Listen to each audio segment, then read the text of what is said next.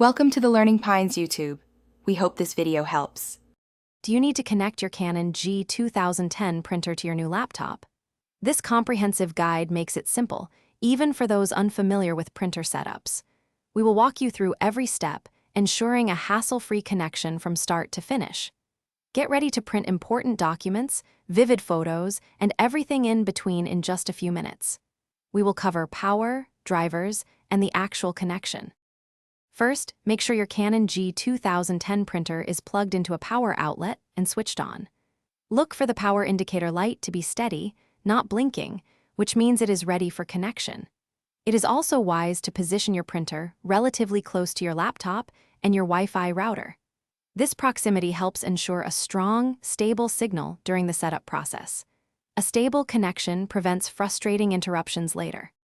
The next crucial step involves installing the correct drivers and software for your G2010.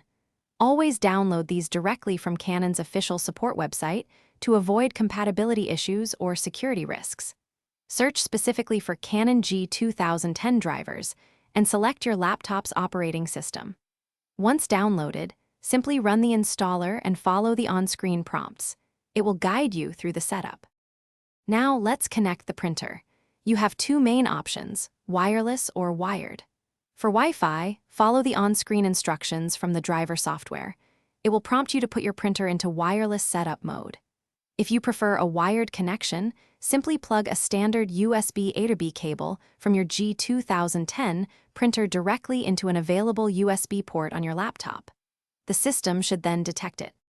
Finally, perform a test print to ensure everything is working perfectly. Open any document or go to your printer settings and select Print Test Page. If your printout is successful, congratulations, your G2010 is ready.